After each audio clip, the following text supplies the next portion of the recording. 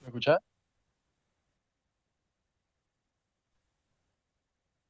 Bueno, sí, sí. ¿Se escucha? Buenas tardes, se escucha. Sí, se escucha, sí. Hola, profe, ¿todo bien? Todo bien, gracias, sí, sí. Ya ¿Te puedo hacer enseguida. una consulta, ya que todavía no arrancó propiamente la clase, así no robo tiempo? Sí, cómo no. Porque me dijeron que es algo que tengo que preguntar en numérico. Hice una pregunta en una materia y me dijeron que la solución al problema este se resolvía con algo numérico que se llama problema simplex. ¿Tenés idea qué es? Sí, el método simplex es un método que utiliza mucho, por ejemplo, en investigación operativa, que lo utilizás para resolver sistemas de ecuaciones que están indeterminados. Nosotros en esta materia no vemos indeterminados, vemos solamente determinados. O sea, Ok, la materia con 4 horas tuvimos que hacer recortes y bueno, no lo estamos viendo simplex.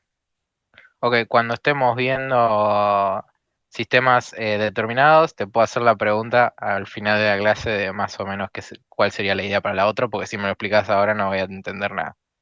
Claro, bueno, perfecto. Pero está bien, sí, de acuerdo, lo vemos al final, pero sí, perfecto, de acuerdo. Por ahí te puedo conseguir alguna Gracias. bibliografía y ver en qué materia lo dictan, digamos. Pero digo, es un tema que, si bien es un método numérico, sí, es un método de aproximación, sí, de optimización, podríamos llamarlo. Está dentro de las categorías de los métodos de optimización.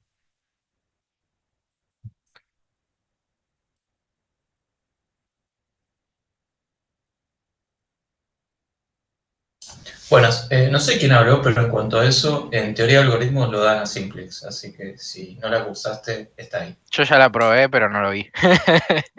Ah, bueno, está bien. Bueno,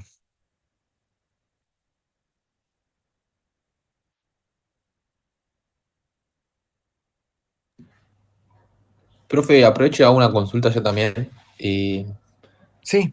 las clases van a ser grabadas. Sí, les debo subir la grabación de la semana pasada. Dale, perfecto, muchas gracias. Sí, con respecto a eso, porque me comentaron unos chicos están de intercambio, tipo de España, y tienen como todo superpuesto, y estaban esperando la clase grabada de la semana pasada y todavía no estaban, entonces Bueno, les pido me disculpas. consultaron si, no, o sea, si tipo realmente se van a subir o no para estar más o menos atento a eso. Sí, sí, se van a subir, sí. Ah, listo. Sí, les aviso y se quedan tranquilos. Gracias. ¿Cómo no?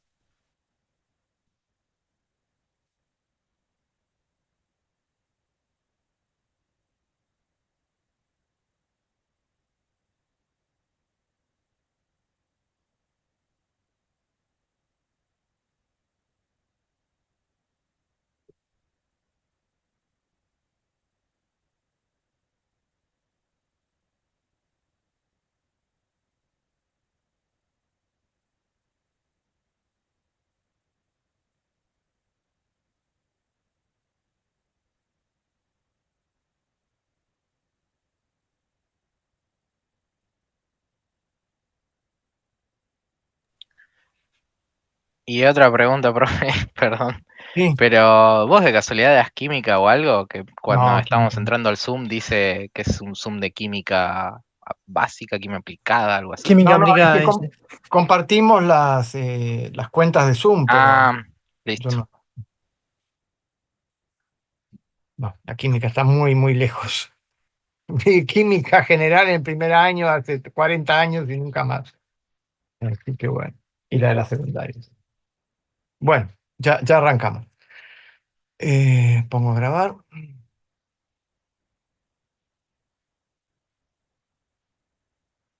Recording in progress. Bueno. Entonces, vamos a repasar rapidísimo lo de la semana pasada para terminar hoy con el tema errores y empezar a ver cómo el tema errores impacta en el tema sistema de ecuaciones lineales. Pues el tema de ecuaciones lineales lo vemos en profundidad, todo ordenado, la próxima clase.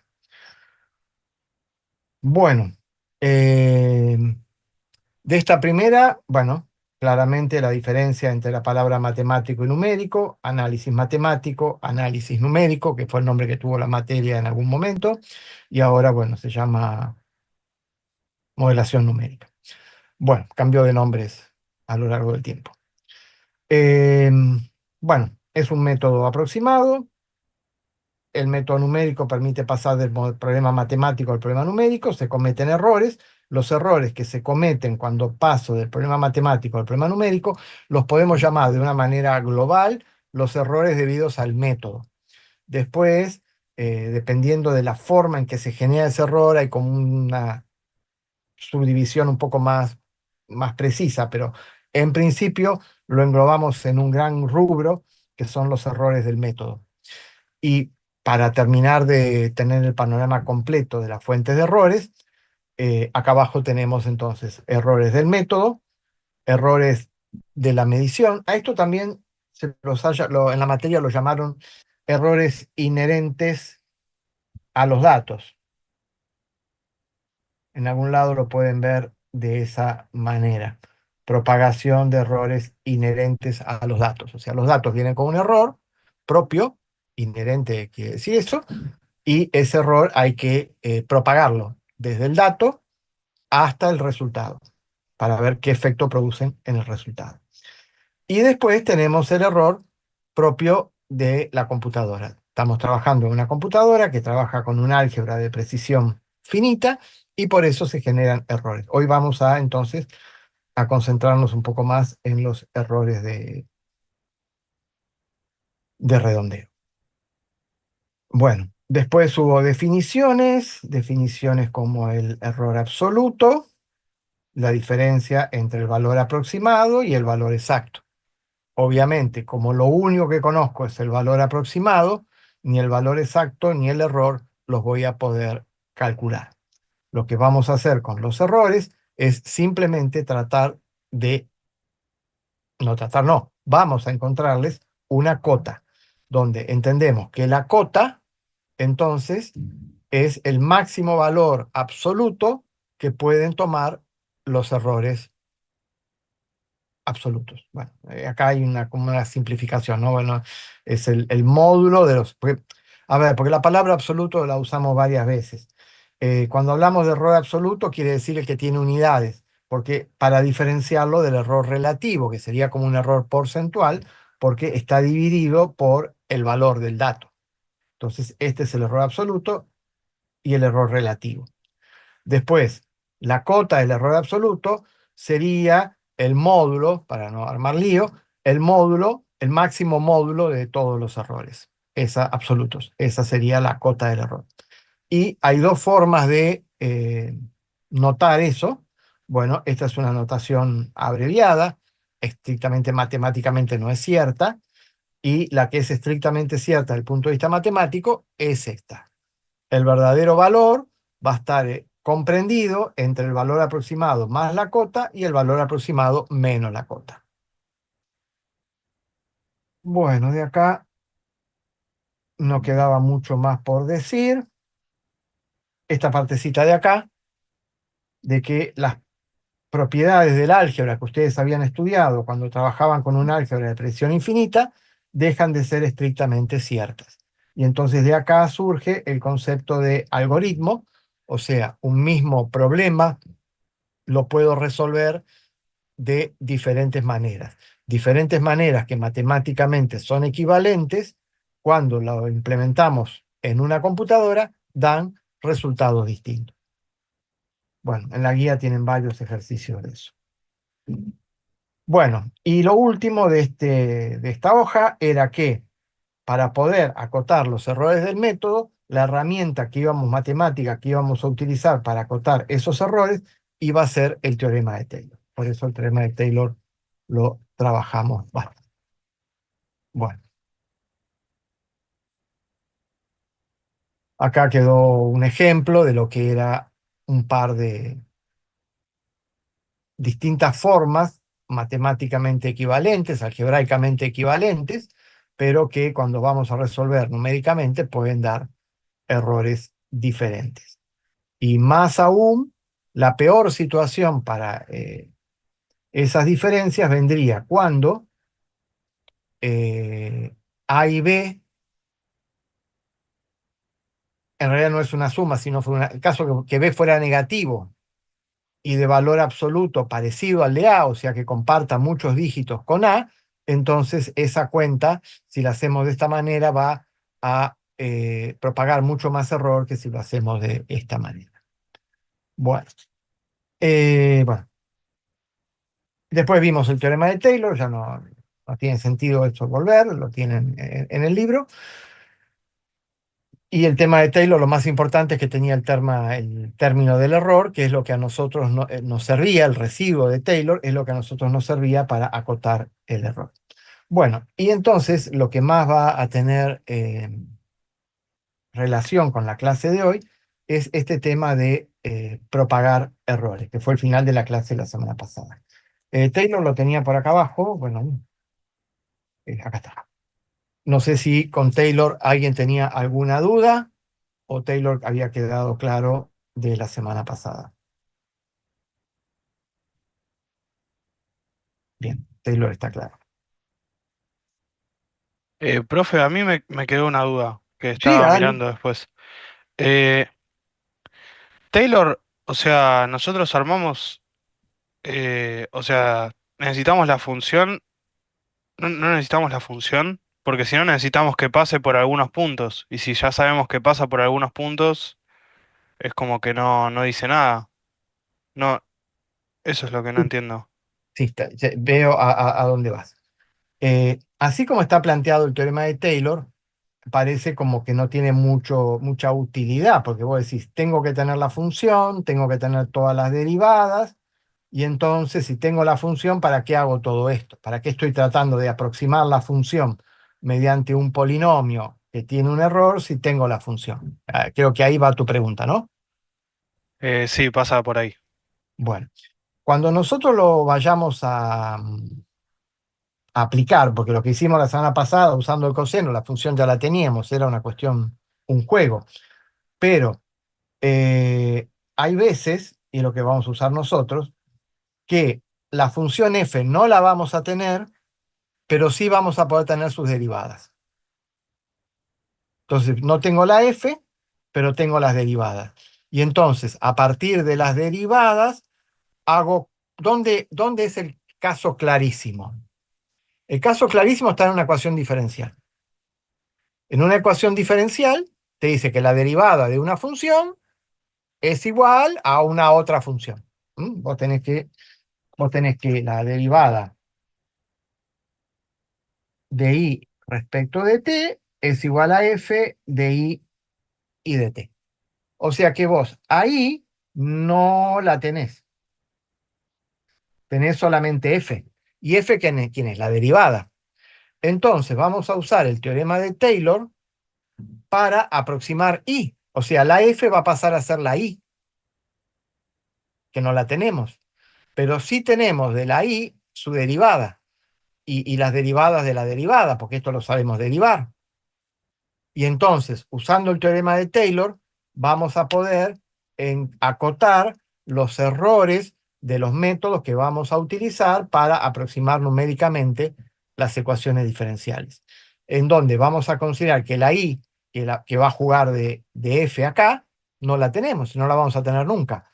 Sí tenemos la derivada primera, porque es la ecuación diferencial, y tenemos la derivada segunda, porque la ecuación diferencial la puedo volver a derivar. ¿Te gustó por ese lado? Sí, me gustó. Bien. Eso es segunda parte de la materia. Gracias. De nada.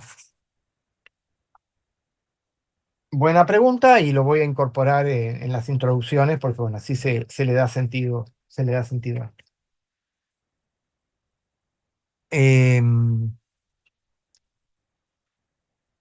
Entonces, propagación de errores. Bueno, propagación de errores es una aplicación, la primera aplicación que vamos a hacer de Taylor. De vuelta, acá vamos a estar utilizando Taylor para desarrollar I, que sería la solución exacta, e I no la vamos a tener. Lo que vamos a tener solamente es I aproximado. Pero,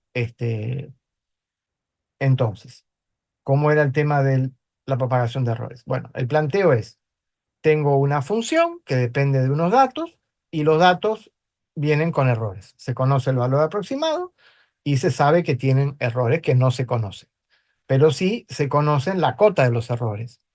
Porque, por ejemplo, no sé, para hacerlo fácil, estos datos son mediciones, longitudes que se midieron. Y entonces uno sabe el instrumento con el que se midieron esas longitudes y sabemos que el error de medición va a estar acotado por la indeterminación que tenga el instrumento de medición de longitudes. Entonces, a partir del instrumento conocemos las cotas, pero no sabemos cuál es el error de medición. Y entonces lo que queremos propagar es el error de la medición de las longitudes a, no sé, al cálculo de un volumen o al cálculo de, no sé, de un área. Bien. Las X entonces se escriben como los valores aproximados más los errores. Y aquí entonces se utiliza el desarrollo en serie de Taylor, pero alrededor, lo hacemos lo hacemos acá, el desarrollo en serie de Taylor alrededor del valor aproximado, que es lo único que tenemos, que es lo único que podemos conocer. Entonces, eh, acá tenemos, esta es la I, que es la aproximada más el error, y toda esta parte de acá, que es la función, con todos sus errores. Y entonces, esto lo desarrollamos alrededor del valor aproximado y hacemos Taylor solamente de grado 1. El resto lo vamos a despreciar para hacerlo de una manera sencilla. Es entonces una aproximación lineal que estamos haciendo. Y entonces van a aparecer las derivadas de la función, también evaluadas en el valor aproximado.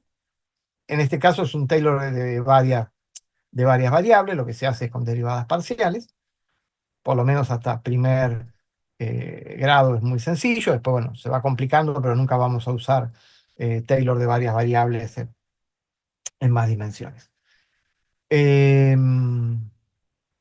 Bueno, y entonces aparece acá serían las diferencias entre el valor exacto menos el valor aproximado de cada variable, y estos no son más que los errores. Directamente son los errores. Bien, y se escribe esto. Lo importante es que esto se puede simplificar. Esto se simplifica, pues es lo mismo, y entonces queda el error del resultado en función de los errores de cada dato, multiplicados por la derivada que les corresponde. Y entonces, cuando esto, obviamente para que esto pueda ser útil, necesitamos acotarlo para llevarlo a los datos que tenemos, que son las cotas. Entonces, cuando lo acotamos, y obviamente despreciamos los términos superiores, esto va a ser menor y queda esta suma que está acá. Y esta entonces es la fórmula general de propagación de errores. Esta fórmula se puede escribir así en forma absoluta, o ahora la vamos a escribir también en forma relativa. ¿Le puedo hacer una pregunta? Sí, ¿Por qué menor igual y no igual? porque yo quise acotar. Ah, ok. Pero no entendí tu pregunta, pero tu pregunta era menor o igual o en lugar de... Claro, ahí lo entendí, porque en vez de poner más, del otro lado va a estar la misma, pero con signos menos. Por eso tenés de un lado el menor igual en la X, y que vos pusiste que el error de Y es menor o igual a esta fórmula de acá. Claro, por dos motivos. Una, porque todas las derivadas, que pueden ser positivas o negativas, tomé el módulo. Y Sí. además, los errores también. Fíjate que acá estos paréntesis son los errores de cada dato. Y esos los reemplacé por las cotas de cada dato. Eso es lo más importante. Reemplacé los errores por las cotas. Y las cotas las conozco, los errores no. Entonces, todo esto lo puedo calcular, porque las derivadas las puedo hacer, las evalúo, acá falta aclarar, las evalúo en los valores aproximados, que son conocidos, Y entonces todo esto es calculable.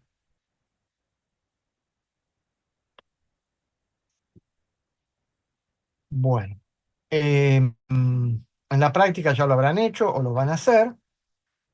Por ejemplo, considerar que la función f son diferentes funciones elementales, la suma, la resta, la multiplicación, la división, una raíz cuadrada. Entonces, ustedes pueden propagar errores en cualquier operación. Y van a ir calculando las derivadas parciales de cada operación y les van a salir fórmulas para propagar errores en las distintas operaciones. Por ejemplo, la que es muy obvia es que la propagación del error en una suma, finalmente las derivadas parciales en las sumas terminan siendo 1, y por lo tanto el error propagado en la suma, la cota del error propagado en la suma va a ser menor que la suma de las cotas de cada dato. Y lo mismo pasa en la resta. En la suma o en la resta, el error propagado absoluto es la suma de los errores absolutos. Y cuando lo vean con respecto a la multiplicación, bueno, es un ejercicio y ahí termina que en la multiplicación o en la división, la cota de los errores ahí se hace en relativos. Y entonces ahí se dice que el error relativo de la multiplicación es menor o igual que la suma de las cotas relativas de los factores. Entonces, bueno, para hacer la multiplicación y la división conviene trabajar con relativos, y para hacer suma y resta es más fácil hacerlo con absolutos. Después van a ver que eh, lo que vamos a trabajar ahora en un minutito más es qué pasa con el error de redondeo. ¿Cómo puedo yo encontrarle una cota al error de redondeo? Y lo que vamos a observar es que al error de redondeo, al único que le voy a poder encontrar una cota es al error relativo por representación de redondeo. Entonces, solamente voy a tener una cota para el error relativo de redondeo, y entonces cuando hagan los ejercicios de propagación de errores de redondeo, ahí se van a dar cuenta que conviene usar siempre las fórmulas de propagación en términos relativos, porque el redondeo, que es una de las cosas que ustedes van a tener que propagar, solamente conocen la cota relativa. Entonces, se propagan siempre errores relativos. Profe, le hago una pregunta. ¿Sí? ¿Por qué dice que la división y multiplicación es conveniente hacerlo con los errores relativos? Eso no lo entendí No, también. es que no lo hice. Te hice un spoiler de que el resultado da eso, hay que hacer el ejercicio. No sé si lo hacen en la práctica o bueno, lo hacemos acá, Ah, lo hacemos acá. No hay problema. Ahora lo hacemos. ok. En la práctica no lo hicieron todavía, entonces, por lo que me preguntas. Entonces, No. hoy es 26 del 8 del 25. Bueno, entonces, vamos a plantear de que y es igual a x1, perdón, dijimos producto, x1 por x2. Entonces, tenemos que y aproximado más el error de y es igual a x1 aproximado más el error de x1 por x2 aproximado más el error de x2. Bueno, entonces, aplicamos acá Taylor. Entonces me queda de que y va a ser igual a x1 aproximado por x2 aproximado. Más, acá tengo que hacer la derivada parcial de y respecto de x1. La derivada parcial de y respecto de x1 es x2. Y la derivada parcial de y respecto de x2 es x1. Entonces, bueno, vamos derecho a la fórmula. Entonces, el error de I es menor o igual. Vamos a aplicar directamente la fórmula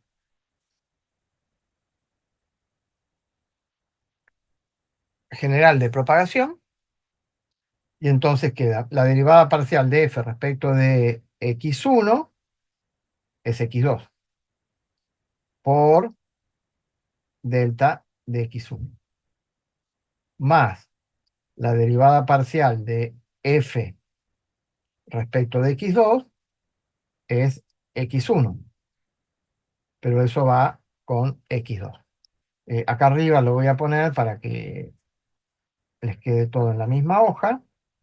Esto es menor o igual que la derivada de x1 por x2 respecto de x1, valor absoluto, por delta de x1, más la derivada parcial de x1 por x2 respecto de x2 por delta de x2. Bueno, esto sería entonces la aplicación de la fórmula al problema del producto. Cuando entonces reemplazamos, nos queda esto, y entonces quedó esto. El error, la cota del error del producto es esto. Ahora yo les dije, ¿qué pasa si esto lo hacemos en relativo? Para hacerlo en relativo, ¿qué tenemos que hacer? Tenemos que dividir por x1 y dividir por x2. Dividir por x1 y dividir por x2. Bien. Entonces, cuando hago esto, x2 se va con x2, x1 se va con x1, y lo que quedó es delta x1 sobre x1 más delta x2 sobre x2. ¿Y esto quién es? El error relativo de la cota de x1, o sea, la cota relativa. Y esta es la cota relativa. Entonces, el error relativo quedó menor o igual que la suma de las cotas relativas. Era eso.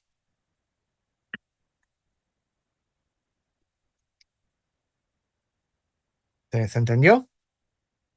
Disculpa, profe, no entendí por qué para el relativo tenés que dividir todo por x1 y x2. Y porque el relativo, el error relativo es el error absoluto dividido el resultado. Y el resultado es x1 por x2. Ah, ok, ok, perfecto, gracias.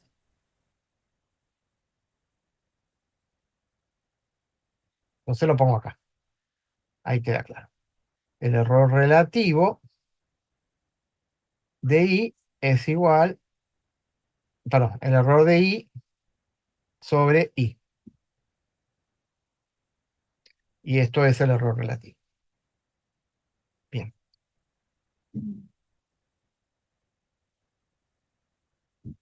Igual solo en este caso te va a quedar así tan perfectito que te quede. Claro, sí, Que en el este error. caso. En la Ok. división también queda igual. Un poco más laborioso, pero queda igual. Bueno, entonces este ejemplo son sencillitos. En la suma queda la suma de los absolutos, en la multiplicación queda la suma de los relativos. Después se puede hacer con la raíz cuadrada, se puede hacer con otras funciones más. Pero bueno, esto se llama propagación de errores en las operaciones elementales, digamos. Bien.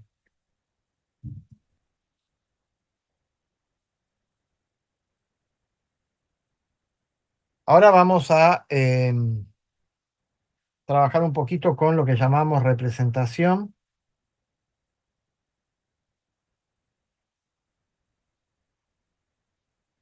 en puntos flotantes. Esto tiene que ver ya con los errores de redondeo. Representación en puntos flotantes. Bien. Eh, ¿Cómo escribimos los números en puntos flotantes? Vamos a tratar de hacerlo sencillito.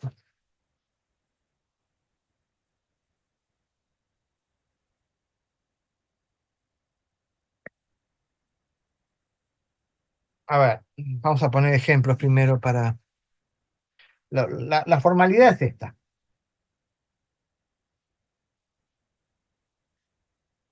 Sería como la notación científica, básicamente. ¿Mm?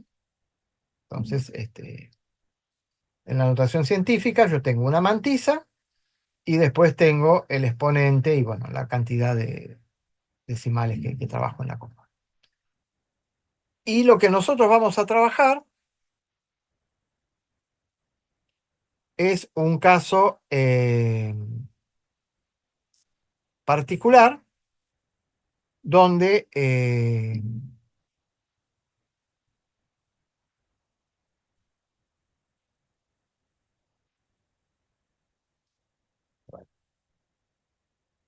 vamos a poner, por ejemplo, este número.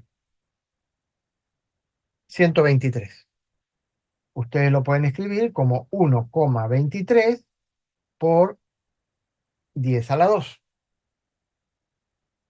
O lo pueden escribir como 0,123 por 10 a la 3.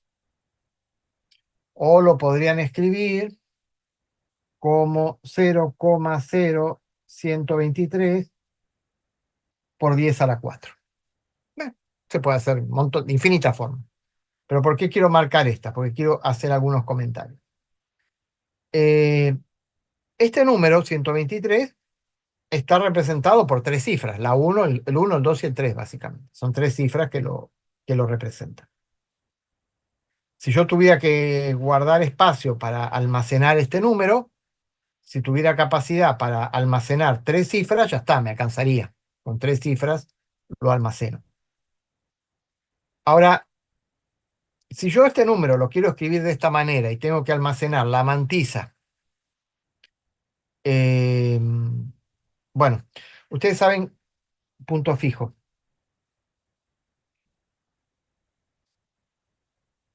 Esto es para enteros. Dentro de la computadora, enteros se almacenan de una manera distinta. Hay maneras más apropiadas para almacenar enteros. Entonces, Perdón, este me número parece mío, que la página está frisada, lo que estás ah, compartiendo. ya va, Sí, ya va, ya va. lo que estás Sí, sí, escribiendo. sí, ya lo activo. Sí, sí, acá lo estoy viendo que pasa que yo no estaba viendo la pantalla. ¿Te puedo hacer otra consulta mientras?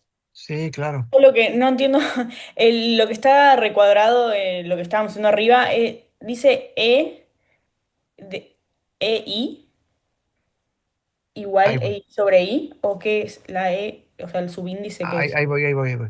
Espera Ok, que arreglo lo de la cámara y ya estoy con. vale.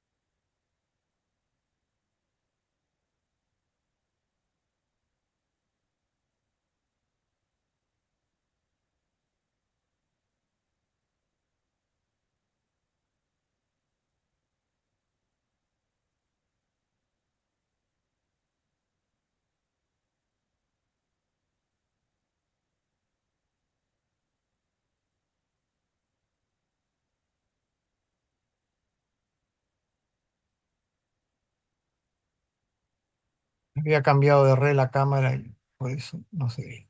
Ahora ya no va a pasar más. Le anulé las otras redes, entonces no puede cambiar sola. Bien. Me estaban preguntando por el recuadro. Sí, Entonces, solo que no entiendo lo que dice la ahí. nomenclatura es La vamos a poner acá detallada. Error absoluto. Absoluto del resultado, de I. Este es el resultado, que en este caso es x1 por x2. Y este es el error relativo. Ah, ok.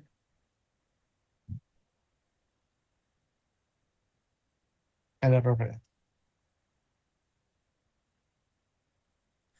Bien. Profe, disculpa, ¿podrías mover el mouse un poquito? Porque está justo tapando donde está la... Ah, no es el Sí. mouse. Sí, ahí está, Ahí sí, va, sí. gracias. Perfecto, sí, sí. Buenísimo. Entonces,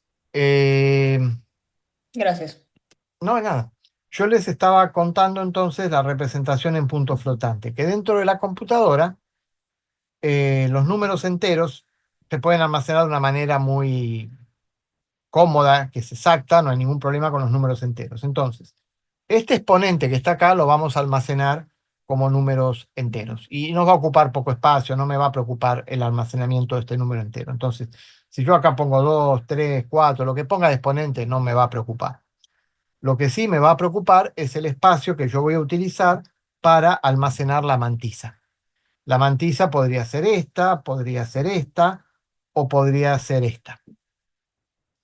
Entonces, está claro que almacenarlo de esta manera no es un negocio porque hay estos ceros, en realidad estarían ocupando fundamentalmente, la idea ¿cuál es? Almacenar la mantisa y almacenar el número B. Eso es lo que yo almacenaría el número X. Ahora, almacenar esta mantisa, en particular, lo que queremos almacenar son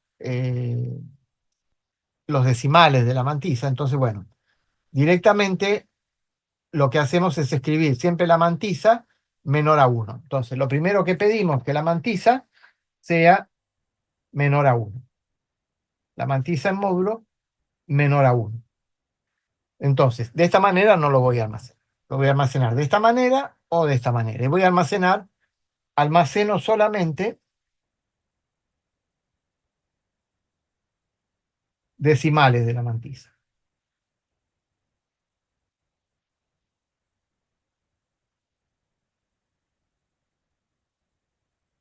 Y para eso entonces elijo el exponente b de forma tal que la mantisa me quede en módulo menor que 1. Elijo b tal que la mantisa esta forma no, esta forma podría ser, esta forma podría ser. La pregunta es, esta forma con el 10 a la 4, ¿a ustedes les parece que es mejor o peor que la que tiene el 10 a la 3?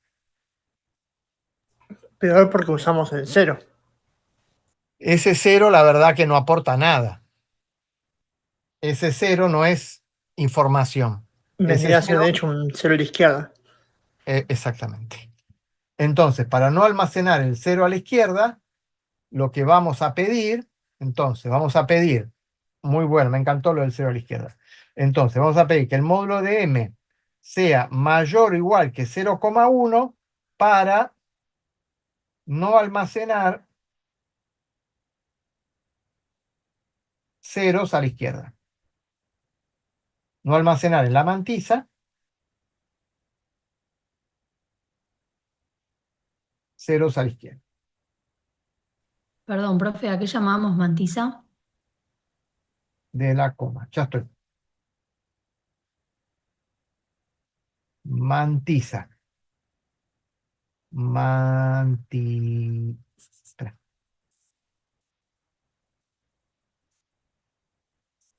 Este número m es lo que llamamos mantisa.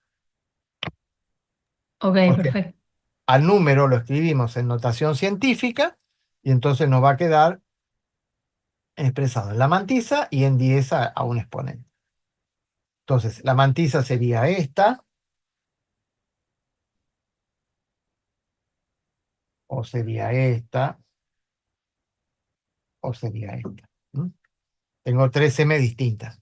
Bueno, Profe, una duda. sí.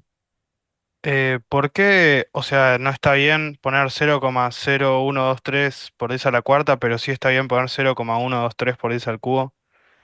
No es que esté bien o esté mal. Mal no está nada.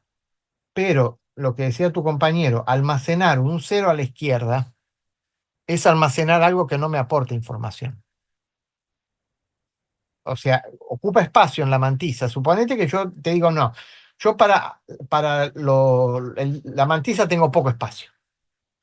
Entonces, si tengo poco espacio, voy a tratar de aprovecharlo al máximo y no voy a usar la mantisa para almacenar un cero a la izquierda, que es un cero que se elimina fácilmente cambiando el exponente. O sea, estos dos números tienen la misma información en cuanto a cifras significativas. Las cifras significativas son las mismas. Hay diferente cantidad de decimales, sí, acá hay 3 decimales, acá hay 4 decimales, pero cifras significativas hay 3 en los dos casos. Entonces, usemos los decimales de la mantisa, que es la información que vamos a guardar, para guardar cifras significativas y no ceros a la izquierda. Esa es la propuesta. ¿Y no habría uno menos si la mantisa sí fuera más grande que uno? Eh, un Si cero a la la izquierda mantisa menos. fuera, si la mantisa fuera más grande que uno, sería este caso, por ejemplo, el 1,23. Este, ahí usando mantisas mayores a uno, sí, se podrían usar mantizas mayores a uno. Lo que pasa es que ya hay una convención de decir, bueno, yo para fijar el exponente uso todas mantizas menores que uno. ¿Para qué? Para no tener que almacenar parte real y parte decimal. Almaceno solamente la parte decimal de la mantisa. Eso es lo que va a ir a mis variables. De la mantisa solo almaceno la parte decimal. Entonces, al ser el exponente tal que sea menor que uno, la parte no decimal no aporta nada. Es siempre 0 coma. Genial. Entonces, Sí, la idea, de sí, hecho, profe, lo que decía de ceros a la izquierda es justo porque me acordé que guardábamos siempre asumiendo que la mantilla iba a ser 0, o se guardaba un dato si era negativo o algo, y después todos los números, o sea, lo que se almacenaba realmente era lo que estaba después de la coma. claro, pero Entonces, eso cuando la mantisa te asegurás de que sea mayor que 0,1. claro. Claro, si te pones la condición de que la mantisa sea mayor que 0,1, no vas a tener ceros a la izquierda.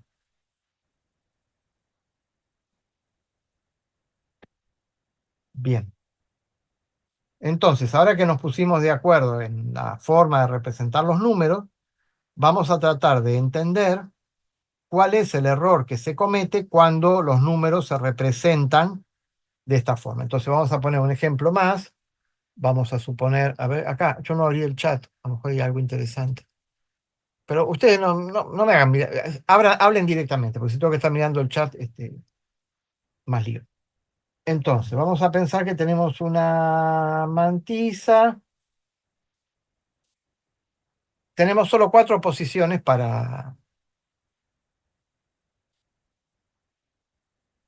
En realidad vamos a tener, ¿se acuerdan que lo hablamos la semana pasada? Si están trabajando en simple precisión, van a tener 6 lugares, 6 7. Y si están trabajando en doble precisión, van a tener 14 15. Acá estamos en algo, bueno, muy exagerado, 4, bueno, para exagerar. Y el número que tengamos que almacenar sea 1, 2, 3, 4, 5, 6, 7. Tenemos que almacenar ese número. 1.234.567. Bueno, ¿cómo vamos a almacenar este número? Bueno, va a quedar 0, 1, 2, 3, 4, 5, 6, 7 por 10 a la 1, 2, 3, 4, 5, 6, 7. Bueno, claro. Ahí entonces decimos que el número es esto se llama mantisa, cuando se cumple esto se llama mantisa normalizada.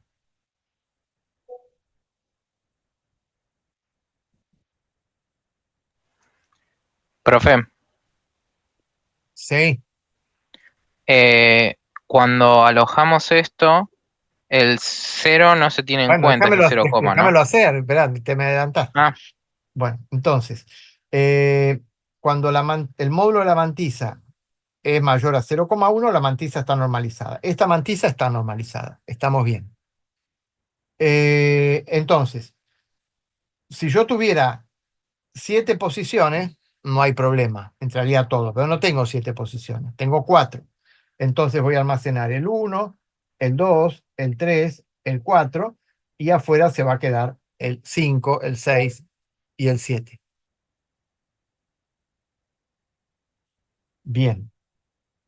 Entonces, lo que vamos a tratar de analizar ahora es si le podemos, obviamente, el número, este va a ser el número X.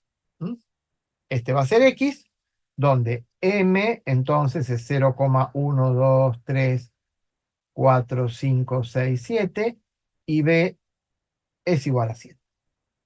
Perfecto. Pero nosotros vamos a tener un número aproximado que va a ser X moño por M moño por 10 a la B. ¿Y quién es M moño? La aproximación de la mantisa en este caso va a ser 0, 1, 2, 3, 4. Esa va a ser la mantisa. Y el número que yo voy a aproximar va a ser, el B va a ser el mismo, entonces el número aproximado perdió el 5, el 6 y el 7. Esa información se perdió, no se pudo almacenar. Bueno, entonces, por no poder almacenar, yo cometí un error de representación.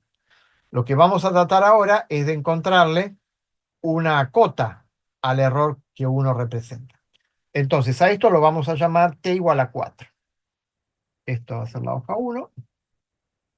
¿Y por qué le puse t igual a 4? Porque es una, tengo 4 posiciones para almacenar decimales de la mantisa. Entonces, cuando yo almaceno en t igual a 4, cometo un error que voy a tratar de acotar ahora. Bien. A ver cómo lo acotamos.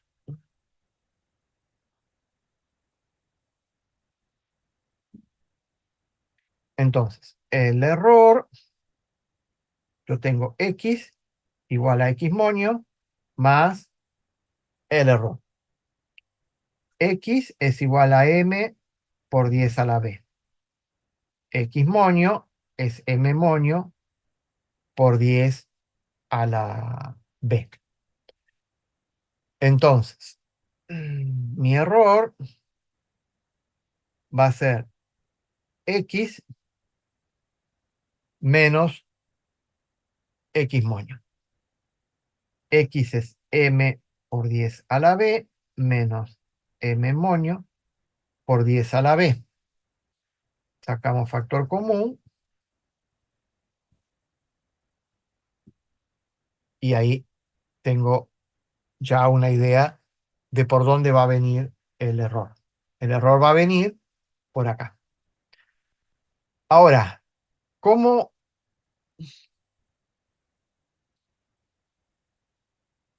puedo obtener una cota de este error?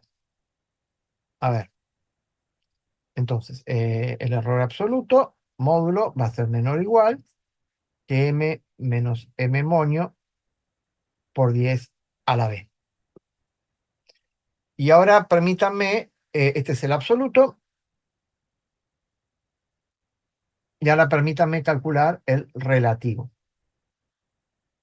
El relativo tengo que dividir por x. Entonces el relativo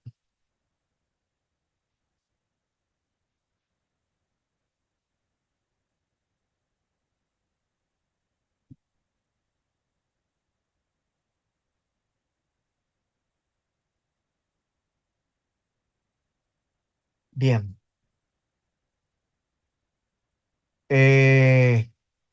¿Estamos de acuerdo hasta acá? Esto lo tengo que seguir un poquito más.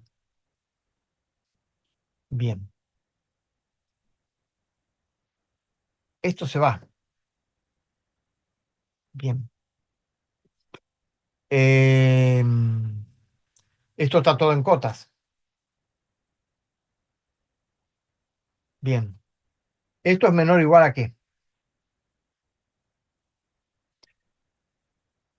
Tengo que encontrar el máximo de esto, que ahora lo vamos a trabajar. Lo dejo así indicado. Y si yo quiero acotar este cociente, tengo que maximizar el numerador y minimizar el denominador. ¿El denominador tiene una cota inferior?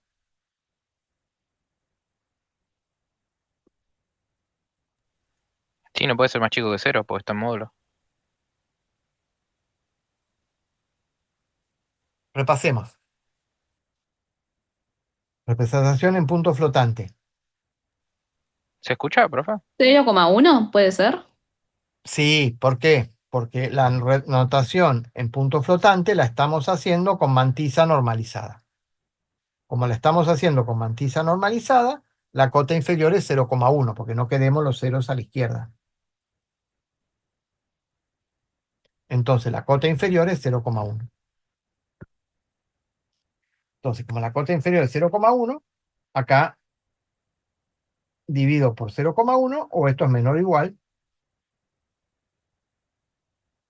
por 10. 0,1, 10 arriba. Listo. Bueno, ya encontramos algo interesante. Ahora, ¿cómo hago para acotar m menos m monio? ¿De qué va a depender este error? ¿De T? De t. Claramente depende de t. A ver, ¿se les ocurre cuál es la relación?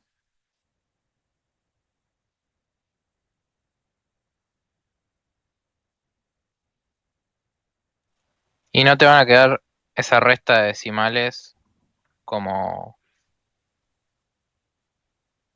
A ver, el que va acá, en la primera posición, ¿en qué posición está después de la coma? Es el décimo. Esto es un décimo. Este es un centésimo. Este es un milésimo. Este está en la posición t. Es un teésimo. Bueno, ¿cuál es el máximo error que puedo llegar a cometer cuando almaceno algo en 4 posiciones? Justo un poquito menos de un décimo. Justo un poquito menos que un teésimo, pero para hacerla fácil, tomemos un teésimo. Y listo, no pasa nada. Es un poquito menos, sería un 9 acá. La peor situación sería con un 9 acá. Pero bueno, un 9 acá es como un 1 acá, casi.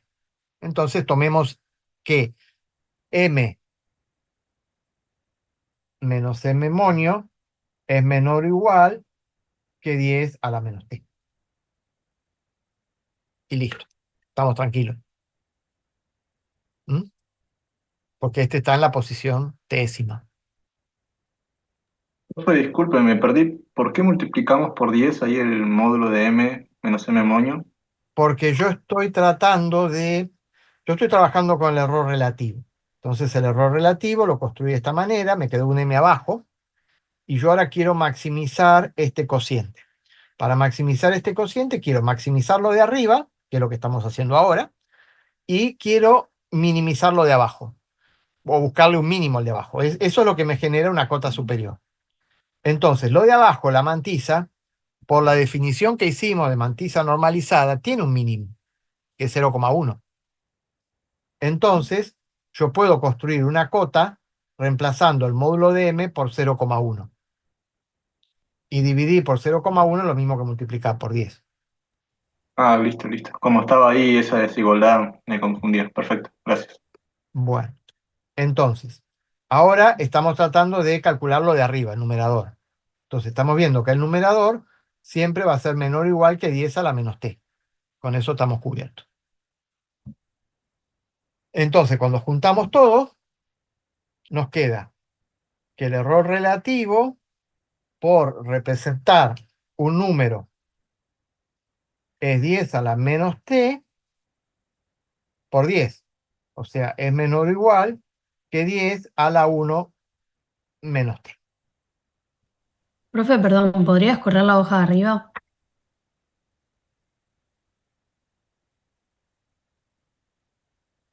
Gracias. O la dejo toda junta acá abajo, así los que la están viendo. Ahí está.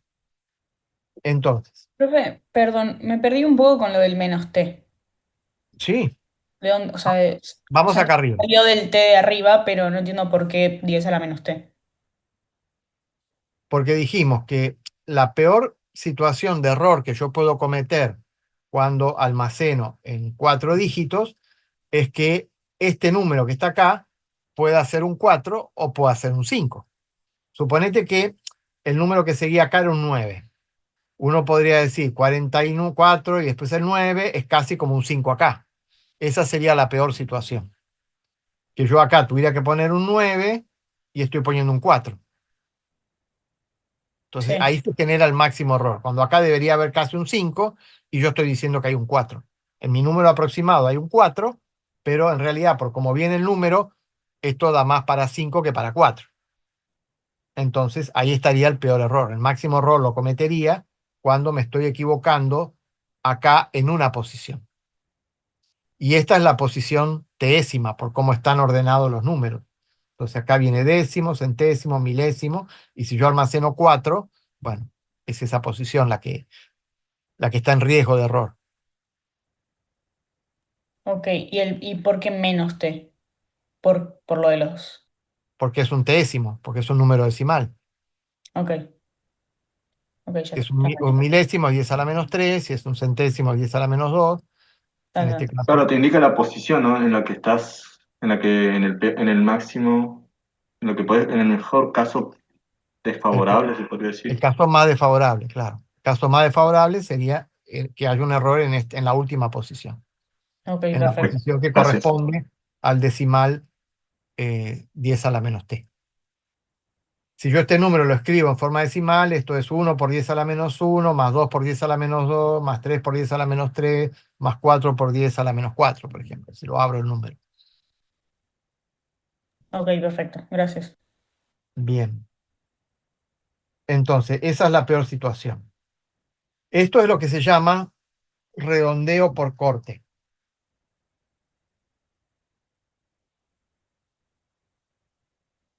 El redondeo por corte sería, yo tenía,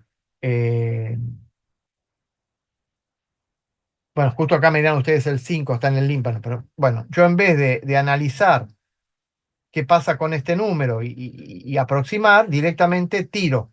Me puse el 4 y no me importó si atrás había un 1, un 2, un 3, un 9.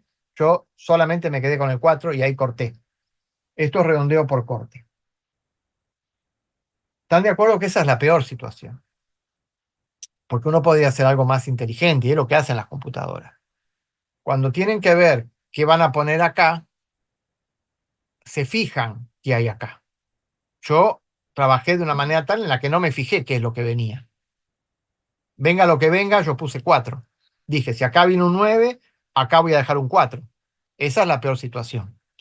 Pero si acá hay un 9, y por ahí habría que poner un 5 acá y no dejar un 4. Entonces, hoy día ya todas las computadoras, cuando tienen que hacer esto, se fijan qué es lo que van a despreciar y, en caso que corresponda, aumentan una posición acá para no cometer tanto error. Lo hacen automáticamente. Entonces, ¿qué pasaría con esta cota? Si yo estuviera haciendo un redondeo simétrico, se llama redondeo simétrico eso.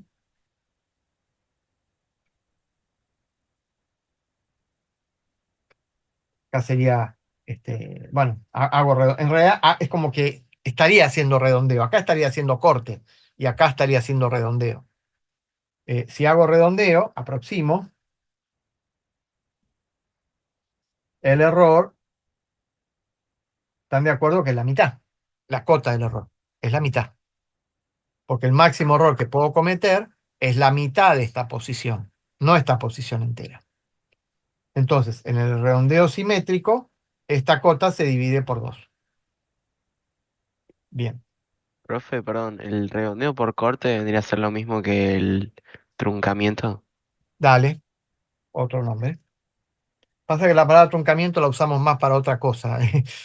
La palabra truncamiento la teníamos asociado, ¿viste? Cuando el polinomio de Taylor le truncaba los términos. Bueno, entonces, sí, pero también es lo mismo. Disculpe, Truncamiento. Ok. Sí, dice error sobre 2. ¿Qué error sobre 2? el error por corte sobre 2. Ok. el anterior sobre 2. Entonces sería el error de corte dividido 2. O sea, el simétrico es la mitad del otro. Entonces, este es por corte y simétrico sería un error relativo menor a 1/2 por 10 a la 1 menos 3.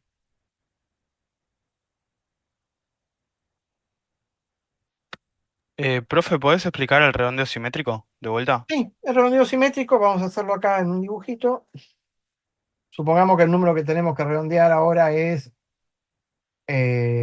vamos a seguir con el mismo número, si no lo cambio, 4, 5, 6, 7, pero ahora lo voy a hacer 1, 2, 3, 4, 5, 6. Lo voy a hacer con t igual a 6. Entonces, si lo hacemos con t igual a 6,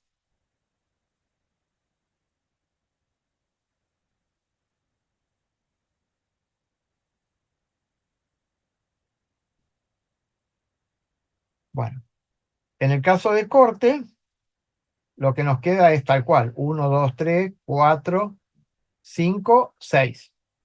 Y en el simétrico, 1, 2, 3, 4, 5. ¿Y qué pongo en el último? 7. Claro. ¿Por qué? Porque acá había un 7 y entonces acá no le importó que había un 7, dejó el 6 y acá dijo, no, si hay un 7, lo levanto y queda 7. Entonces acá cometimos menos error que acá.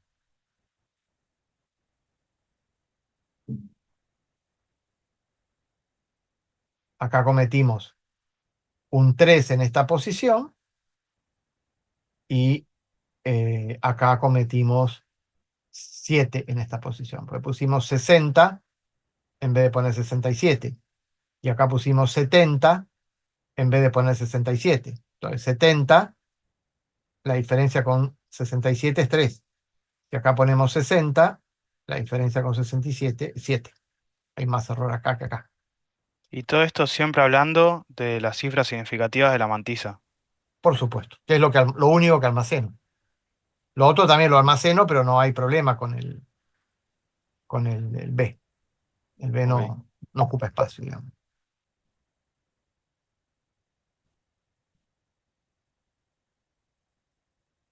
Bien, entonces, ¿qué es lo que logramos con todo esto? Lo que logramos es encontrar una cota a al error que se comete cada vez que yo represento un número. Ah, espera un segundito que esto es importante, me están escribiendo.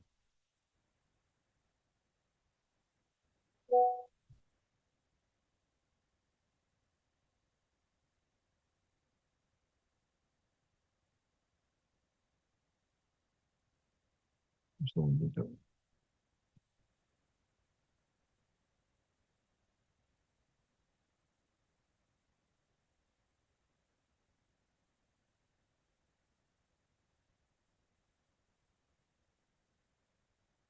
Bueno,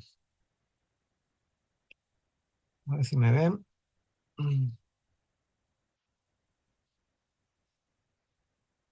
Un segundito, ya vengo.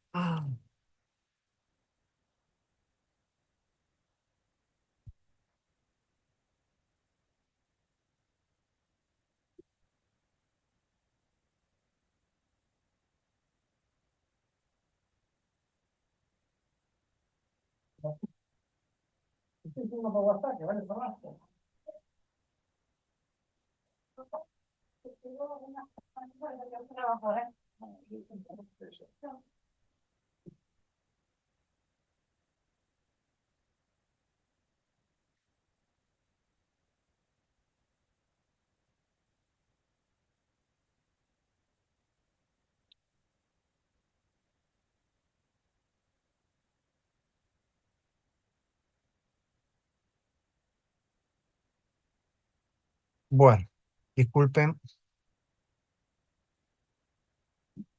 Ahí estamos.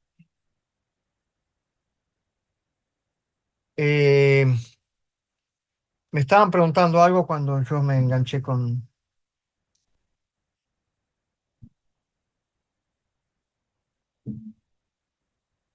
Bueno, entonces estamos con el redondeo simétrico, el redondeo por corte.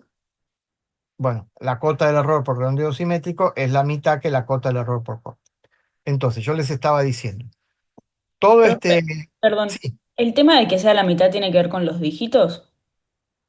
O sea, tiene que ver ¿la por mitad de el... los dígitos lo que da el error, digamos? No, no, tiene que ver el hecho de haber aproximado o no. O sea, si yo en el momento en que tomo la decisión, no miro lo que hay después, el máximo error que puedo cometer es un 100% del valor de esta posición. En cambio, si yo Por eso, miro pero, por lo que eso, va a pero digo, pasar, vos los puedo dígitos, cometer la mitad de error como máximo. por eso, porque son la mitad de los dígitos.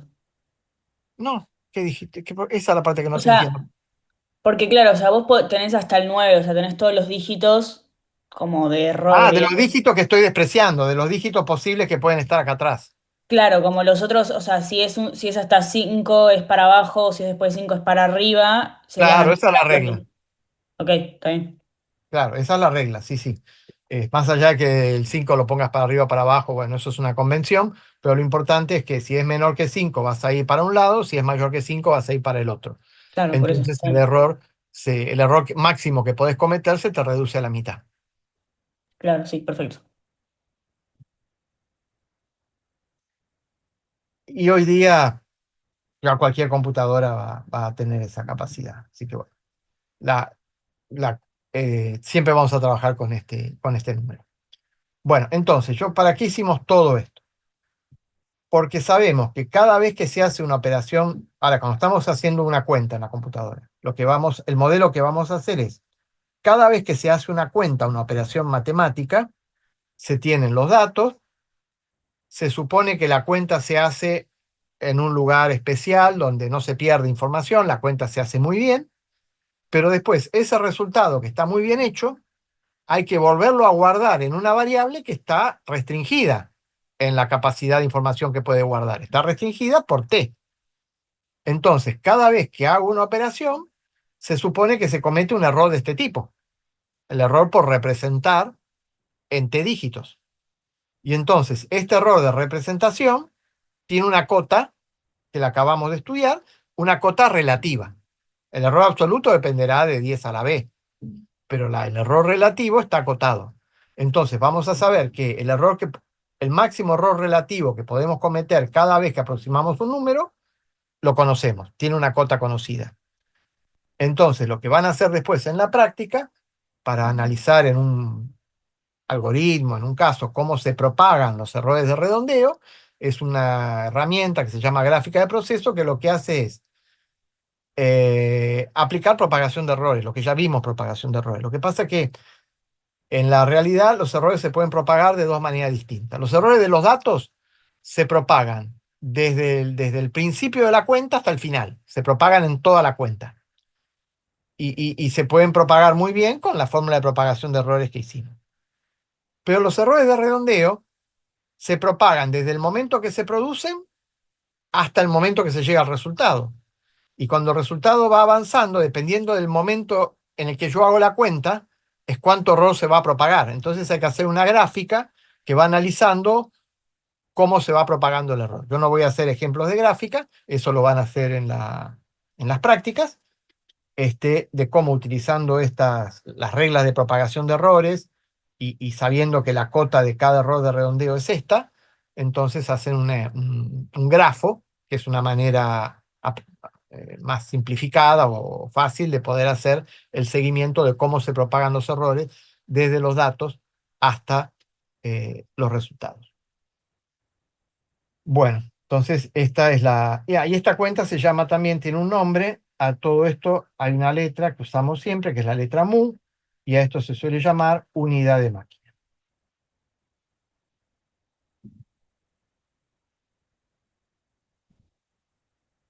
Bien. Eh, bueno, Profe, ¿mu es nada más el relativo del simétrico o también del otro? De, Eh, del...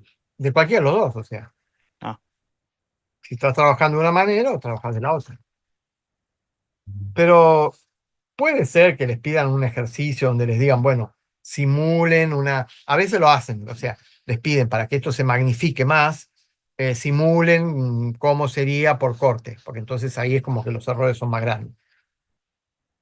Puede pasar que les pidan algo así. Bueno, Perdón, profe, ¿unidad de qué decía? máquina, Ah, de máquina, gracias. de nada. Mm, Acá está.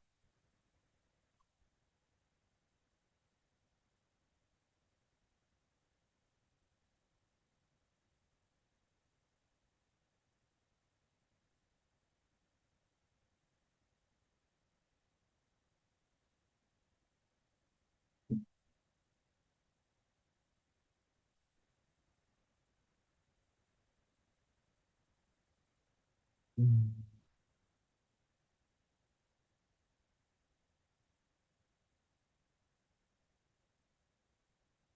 Bueno, entonces, eh,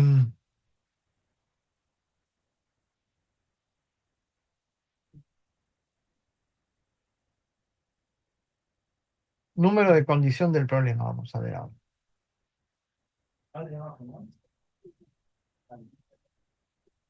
Bueno, este es un tema que está relacionado con lo anterior. Entonces vamos a volver un poquito para atrás.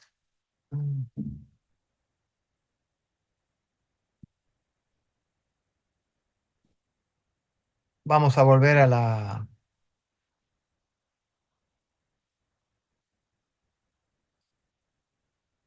fórmula general de propagación de errores. Esta forma estaba en términos de errores absolutos. Vamos a tratar de escribirla en términos relativos. Y ahora tenemos una... Porque antes podíamos trabajar, daba lo mismo trabajar en errores absolutos o trabajar en errores relativos. Simplemente habíamos visto que para la suma era más cómodo los absolutos, que para la multiplicación era más cómodo los relativos, pero ahora hemos visto que cuando yo tengo que propagar al mismo tiempo los errores debido a los datos, que los puedo trabajar absolutos o relativos, me da lo mismo, porque yo de los datos conozco el error absoluto del dato, que viene de cómo se midió ese dato, y bueno, dividido el valor tengo el error relativo, así que por ahí no hay problema. Pero con respecto al redondeo, la única forma que tengo de conocer una cota es la relativa. Entonces, bueno, que es la que vimos recién.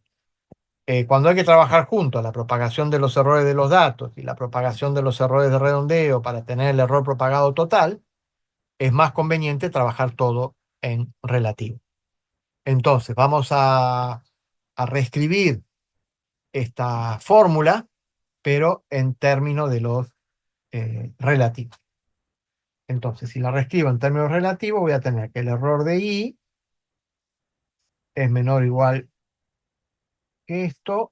Simplemente estoy dividiendo por I, no estoy haciendo nada más que eso.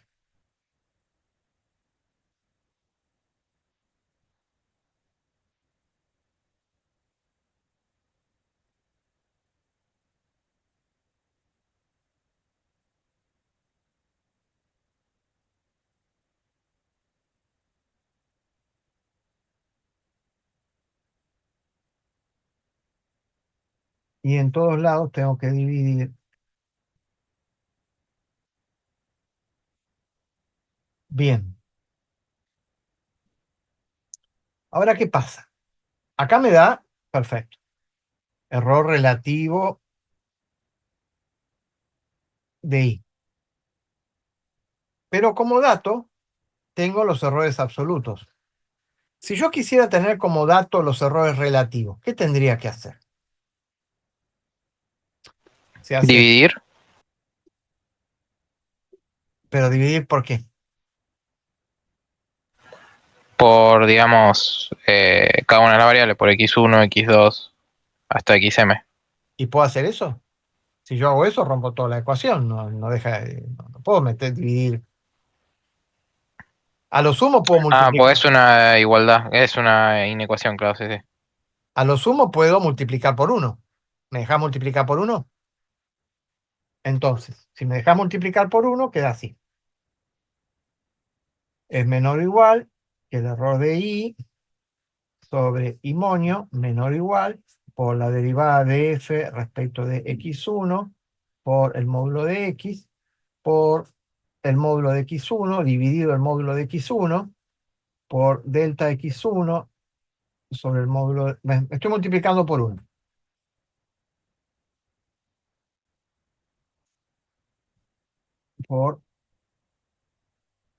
Pero un 1 muy particular, ¿no?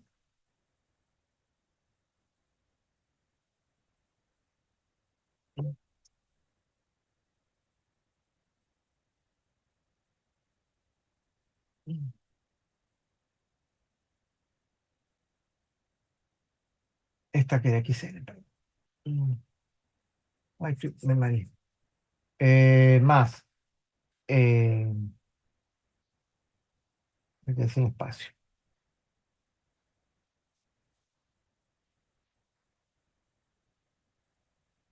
Ahí está. Bueno, entonces esto vale 1, esto vale 1 y esto vale 1.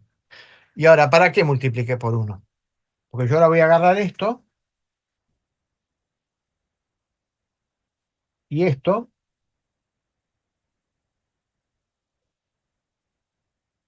y voy a poder construir los errores relativos. Entonces me va a quedar el error relativo de I menor o igual, el error de I sobre el módulo de I menor o igual, y ahora viene.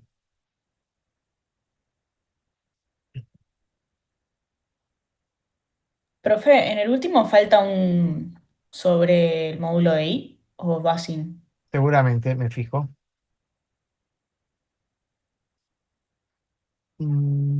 Gracias. Profe, ¿por qué podés eliminar el...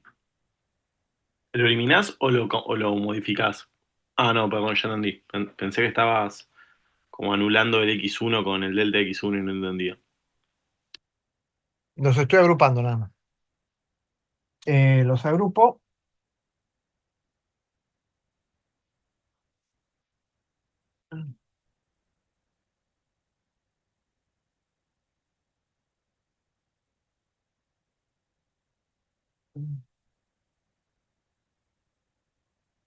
Listo.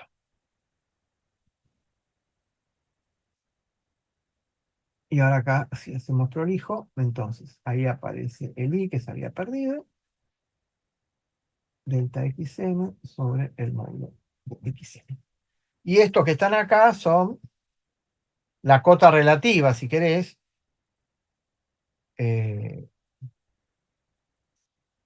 Bueno, sí, es la cota relativa, ¿eh? Y entonces sería, vamos a ponerla, y vamos a poner delta relativo.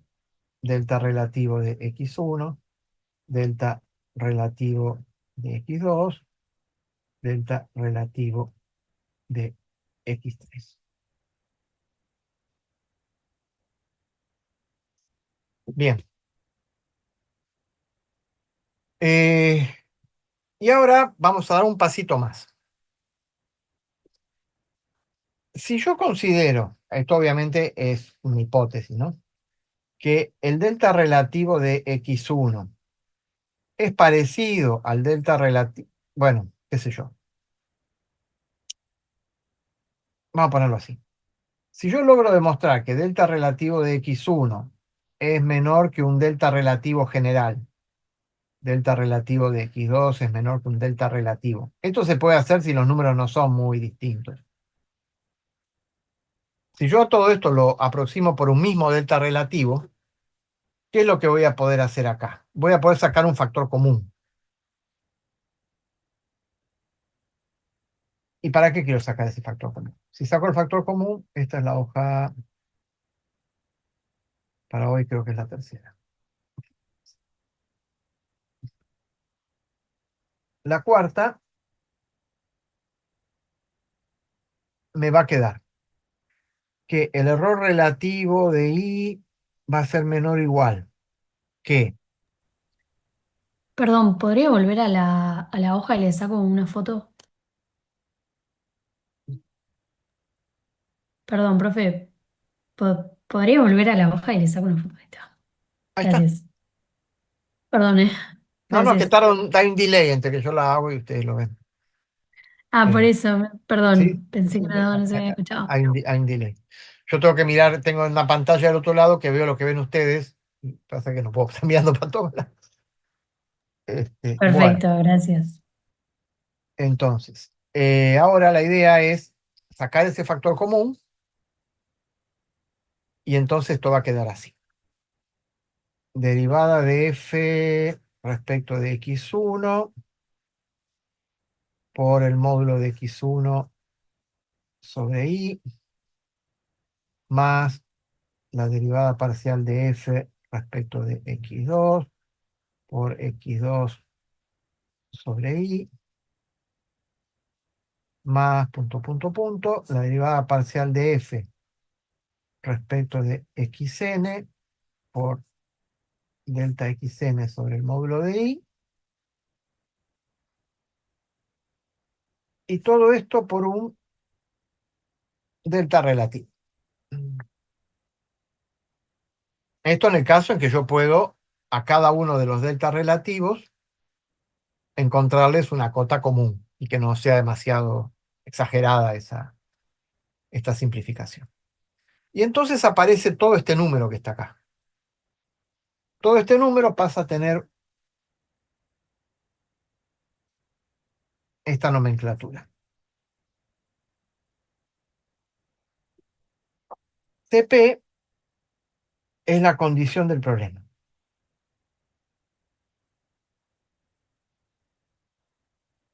Se llama así, condición del problema. Y de alguna manera está bueno porque dice, si yo tengo este delta R, de alguna manera me está marcando cuál es el máximo error relativo que tienen los datos. Básicamente te está marcando el esfuerzo que estás haciendo por medir bien. Bueno. Y este es el error relativo que va a tener el resultado. O sea, si este número... apareció una rayita acá, no sé cuánto. Si este número C sub P es un número grande, estamos en problemas. Porque hicimos un esfuerzo por medir bien, pero este CP es grande, y entonces resulta que mi resultado va a tener mucho error, o un error relativo mucho más grande que el error relativo que tienen los datos.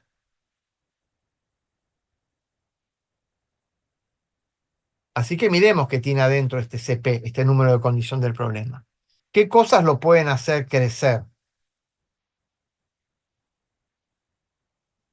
Los valores de x1, x2 y xn, si son mucho más grandes que y.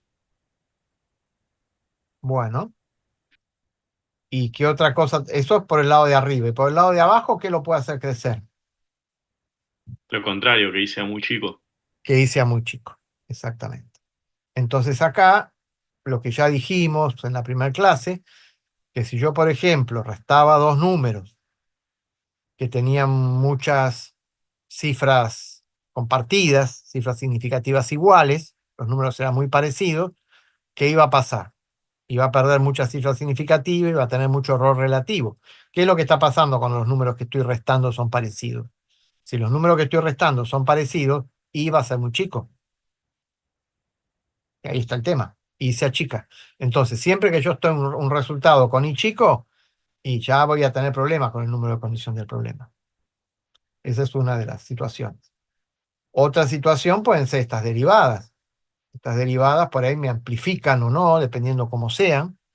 Me pueden amplificar determinados errores. Entonces, bueno, el número de condición del problema, sea por las derivadas parciales, o sea porque el resultado es muy chico, o por las dos cosas, puede ser muy grande. Obviamente, si los datos son grandes, también. Bueno, o sea, hay varios elementos que pueden hacer que este CP sea grande. Si el CP es grande, uno tiene que saberlo. ¿Para qué? Para aumentar esto.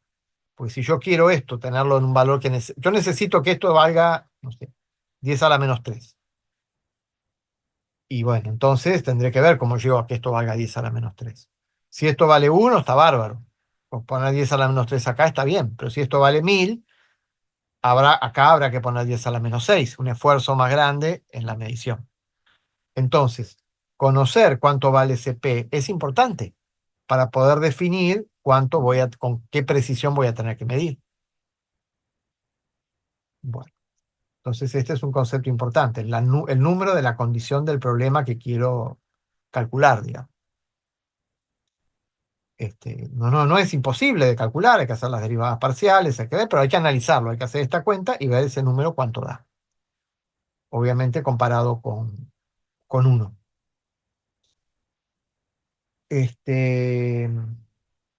Bien. Después, en la práctica, van a ser ejemplos sencillos, donde, por ejemplo, van a tener dos formas de calcular un número, que son algebraicamente equivalentes, pero en las cuales, a ver, si las dos formas son algebraicamente equivalentes, el CP no va a cambiar. Pero lo que sí va a cambiar, y eso es lo que van a hacer en la práctica, es que hay dos fuentes de errores. Estos son los errores que vienen propagados de los errores de los datos. Pero después va a haber algo equivalente que lo van a hacer en la práctica, que es ver cuánto se propagan los errores de redondeo. Y ahí entonces ustedes van a tener la fórmula general, que van a decir que el error relativo en el resultado va a ser menor o igual que CP por delta R más TE por mu. ¿Y quién va a ser el T? T se llama término de estabilidad.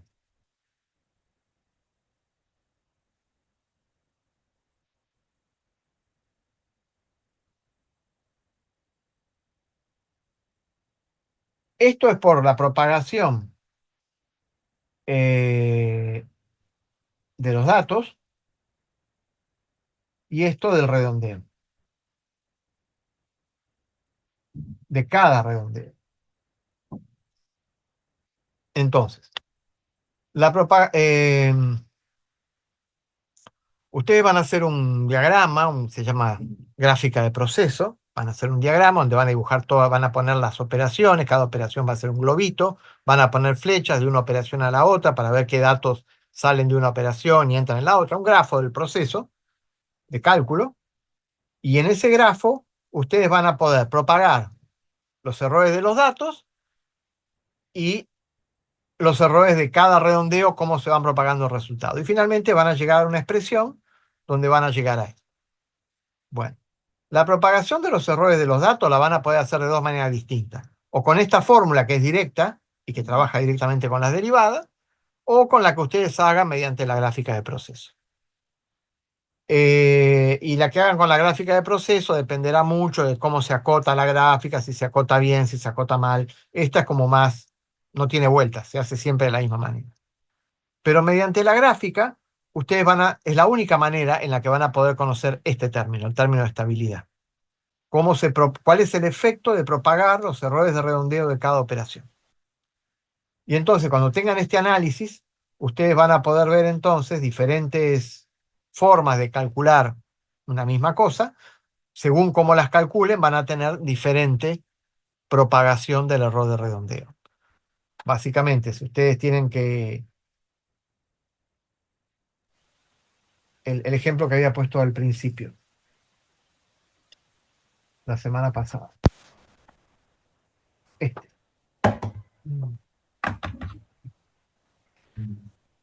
Si ustedes tienen que hacer A menos b al cuadrado. La otra opción es a al cuadrado menos 2ab más b cuadrado. Y ahora resulta de que a es aproximadamente igual a b. Entonces ustedes van a hacer la gráfica de proceso de estas dos cosas.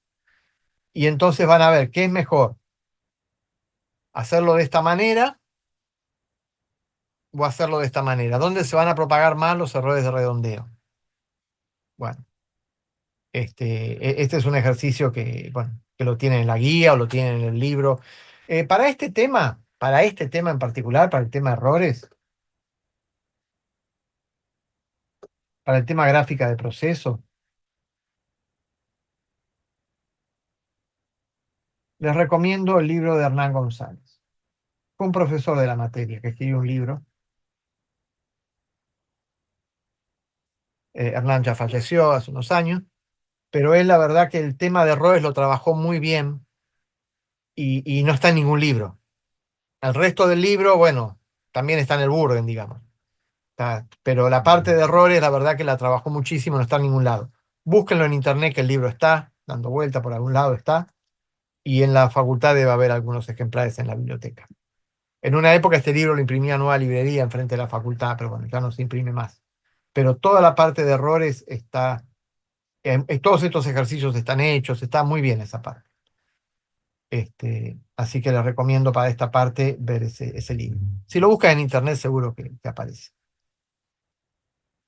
Bueno, entonces, bueno, este es un ejemplo donde, bueno, van a calcular ustedes el término de estabilidad, el C sub P, bueno, todo eso lo van a ver en la práctica. Bueno, ¿cuál es el próximo tema que viene ahora? El próximo tema es sistema de ecuaciones lineales. Bueno, y en sistema de ecuaciones lineales, justamente, todo esto tiene muchísima importancia. ¿Por qué?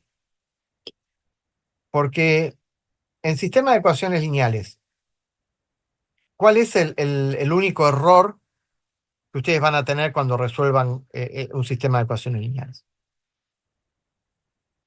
De todas las fuentes de errores que vimos, tres: propagación de los errores ¿El volátiles. del método no va a ser? Claro, entonces, resolver sistemas de ecuaciones lineales, hay dos formas de resolverlo. Y de paso ya entramos entonces en la introducción del próximo tema.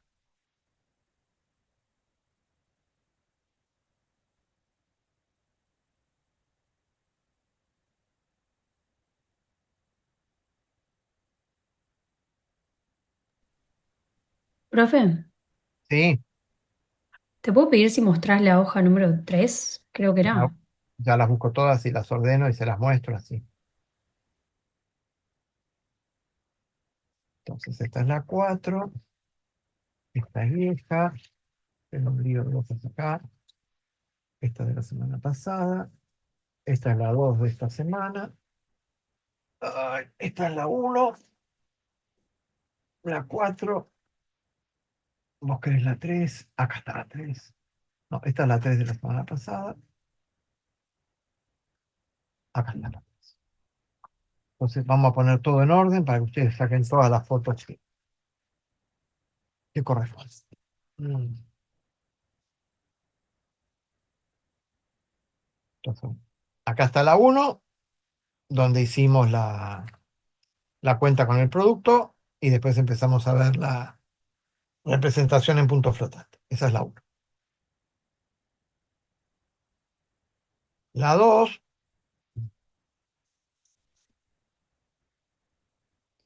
hicimos todo el cálculo perdón, de la cota del error de la representación en punto flotante, la cota relativa. Y después empezamos con este tema, que es la 3, que es el número de condición del problema, que lo que hicimos fue retomar la fórmula general de propagación de errores que estaba absoluta, saco la mano para que puedan sacar la foto. Ahí está la 3, y ahora tenemos la 4, donde vamos a empezar sistema de ecuaciones lineales. Bueno, sistema de ecuaciones lineales lo vamos a ver de dos maneras totalmente distintas. Es más, ustedes dirían, ¿Por qué razón volvemos a ver sistemas de ecuaciones lineales si ustedes ya estudiaron álgebra y ya saben resolver sistemas de ecuaciones lineales? Bueno, porque un poco lo que nos vamos a preocupar acá es resolver sistemas de ecuaciones lineales en forma, por decirlo, industrial. Lo que ustedes vieron en álgebra eran casos de juguete. No sé, 4 ecuaciones, 5 ecuaciones. Bueno, vieron un método que era general, pero nunca lo aplicaron en muchas ecuaciones. Entonces la pregunta es, ¿qué pasa cuando uno se pone a resolver sistemas de ecuaciones lineales, pero a escala industrial? Cientos de miles de ecuaciones, porque eso es lo que hay que hacer.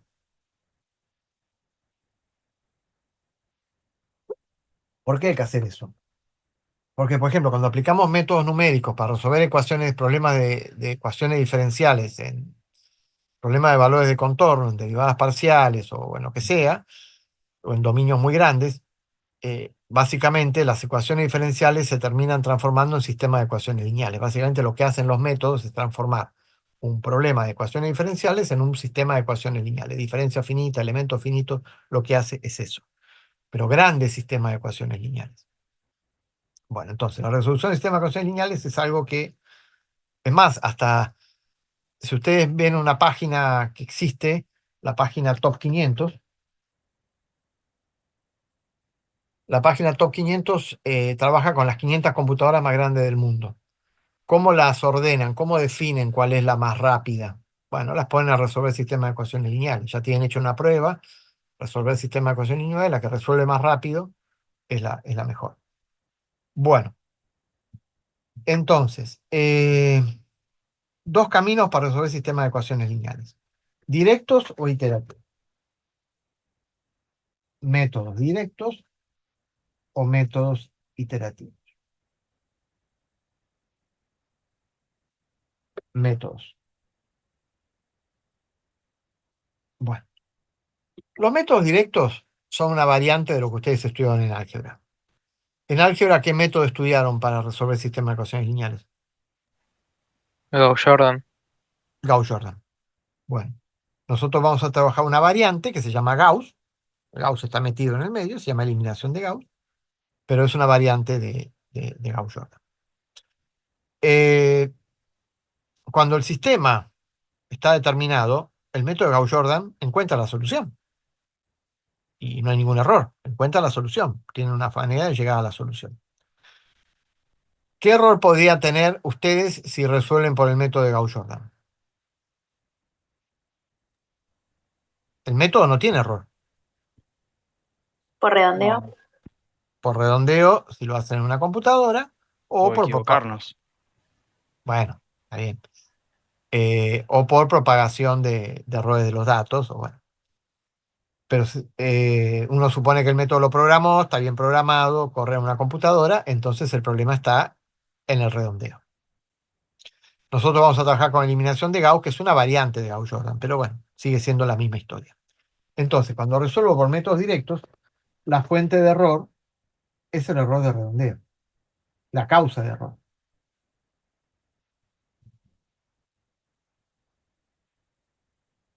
Error de redondeo. Y en el método iterativo, ya lo vamos a ver con tiempo, el método iterativo es una forma aproximada, y ahí sí, usamos un método aproximado. Método iterativo es aproximado. Entonces, si ya es aproximado, el mismo método sí mete un error. El método iterativo básicamente lo que plantea es, nos planteamos una semilla, una solución arbitraria, y sobre esa solución empezamos a construir un proceso iterativo que se supone que la va transformando en algo que se parece a la solución. O sea, nos vamos acercando a la solución. Ustedes dirán, bueno, pero si existe el método del otro, ¿para qué inventamos un método que tiene error si el otro no tiene error? Bueno, justamente el error de redondeo es lo que nos va a explicar por qué existen los métodos iterativos y algunas otras causas más. Pero bueno, eso ya es tema de la semana que viene. Pero bueno, yo hoy, como para dejarles una introducción a esto, les voy a mostrar unas resoluciones y les voy a presentar un sistema de ecuaciones lineales. A ver, primero, un sistema de ecuaciones lineales lo escribimos de esta manera. A pertenece a reales de n por n, Es una matriz cuadrada de números reales. Vamos a suponer que el sistema, nosotros vamos a, como me preguntaron justamente, nosotros vamos a trabajar acá solamente con sistemas determinados. O sea que vamos a suponer que existe a a la menos 1, tal que a a la menos 1 por a es igual a por a a la menos 1. Bueno, y bueno, o si no, el determinante de a es distinto de cero. Bueno, hay muchas formas de ver que el sistema está determinado.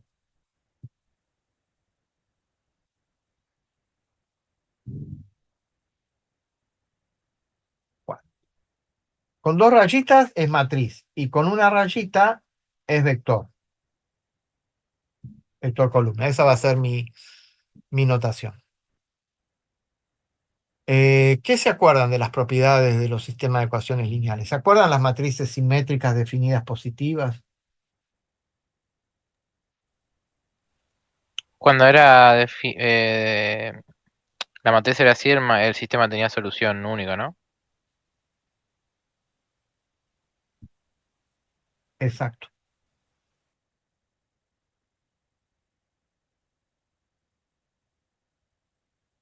Bien, eso se lo acuerdan. Entonces, yo ahora les voy a presentar un sistema de ecuaciones lineales donde la matriz del sistema es simétrica y definida positiva, con lo cual no hay duda que el sistema está determinado. Y la matriz se llama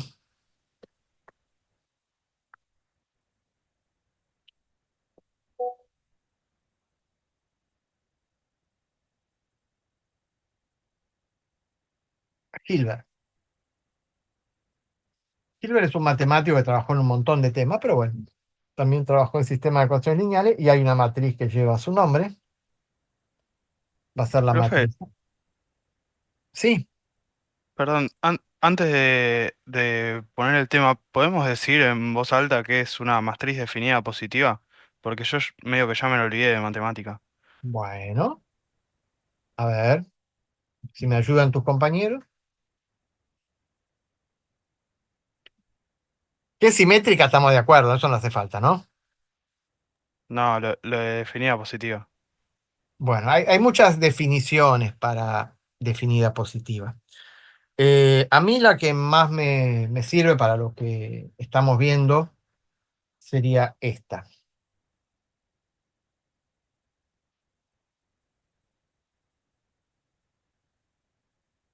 Suponete que yo hago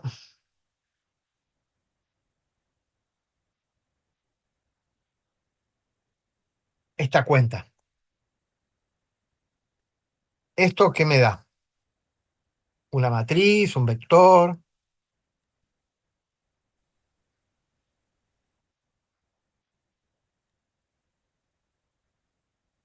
¿Qué opinan? Un vector, ¿no? Un vector, Un vector. A ver, A por X es un vector columna, sí. pero acá está X traspuesto. Claro, entonces te quedaría solamente un número. Me quedaría un número. Estamos de acuerdo que esto es un número. Entonces, esto es una Ah, forma. sí, Esto sí, es sí. una forma. ¿Qué era una forma? Una forma era una función que aplicaba sobre vectores y matrices. Su dominio eran vectores y matrices, y su imagen, ¿qué era? Un número. La imagen era un número real. Entonces, esta es una forma bilineal, pero es una forma. Entonces, si este número es positivo para todo X, la matriz es estrictamente definida positiva.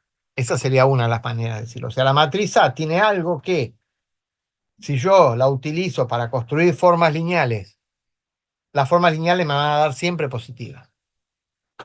Después me puedo meter con los autovalores también, voy a tener autovalores positivos. Bueno, hay muchas propiedades o muchas formas de ver qué pasa cuando una matriz es definida positiva. Para lo que a nosotros nos interesa, esta me parece que es la más interesante, digamos. Pero no estaría mal que agarren álgebra y repasen un poquito. A nosotros, para nuestra materia, lo que nos va a importar es que si la matriz A es simétrica y definida positiva, yo tengo garantizado que el sistema está determinado. Entonces ahora les voy a presentar la matriz de Hilbert, que es una matriz que tiene esta estructura. Hn está formada por...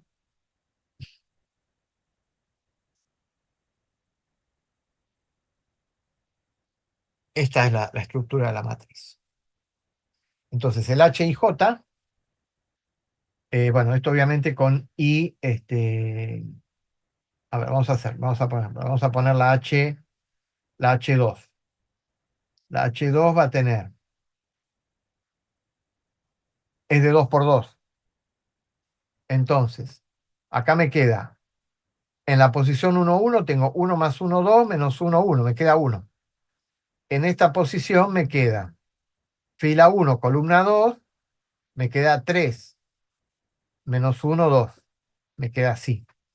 Si voy acá abajo, me queda también el I vale 2, el J vale 1, 3, 3 menos 1, 2.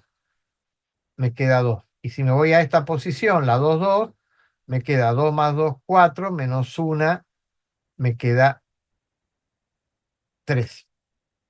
Esa es la matriz H2. Voy a armar la matriz H3. Bueno, la regla es así.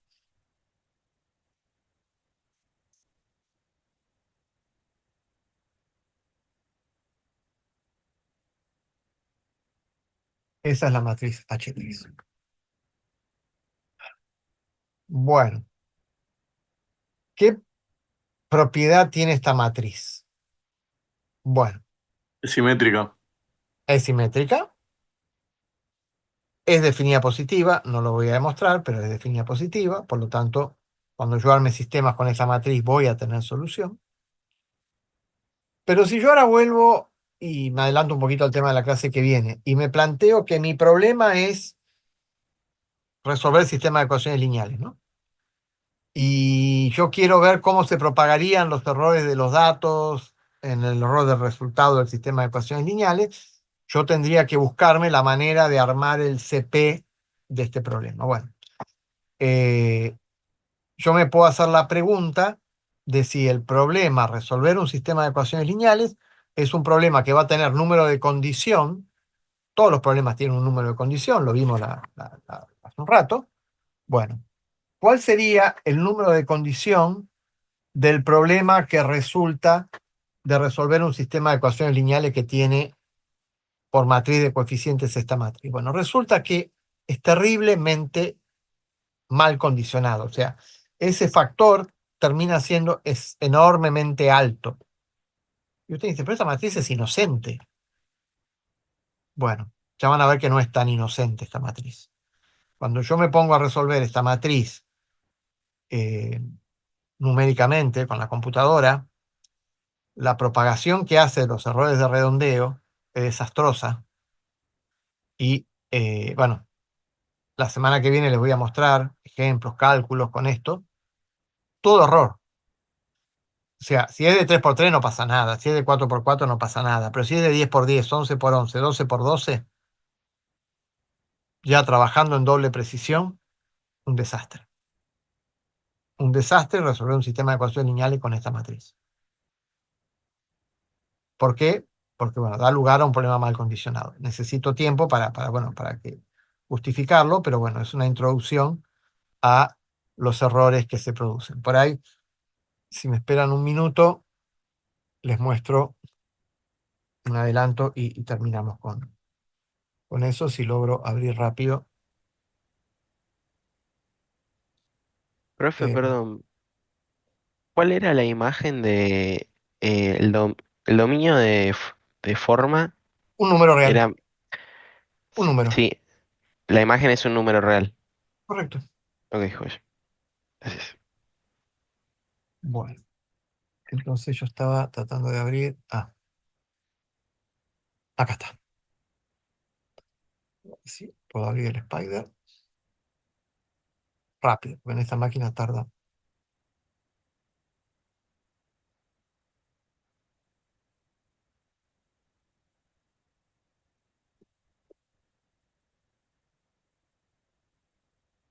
Entonces estamos resolviendo este sistema de ecuaciones. Vamos a tratar de resolver este sistema de ecuaciones.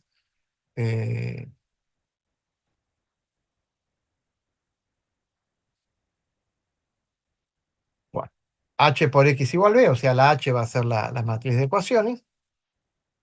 Yo simplemente voy a ahora hacer h por el vector 1, 1, 1 y voy a calcular el vector b1.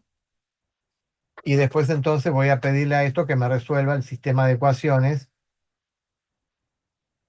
Bueno, o sea, lo que digo es, si yo calculo h por el vector 1 columna, me da el vector b1.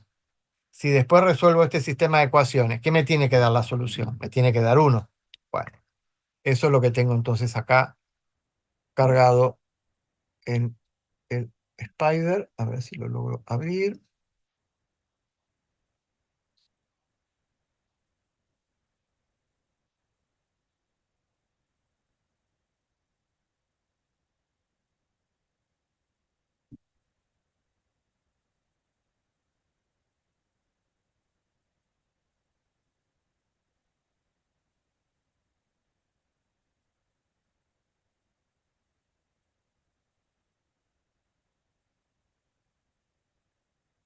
Acá.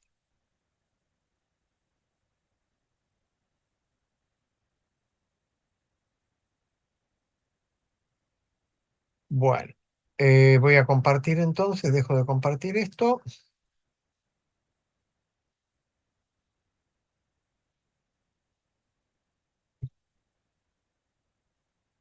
Bueno, entonces acá estoy definiendo la matriz de Hilbert. Bueno, esta función me define, ya están viendo en pantalla, ¿no? Sí.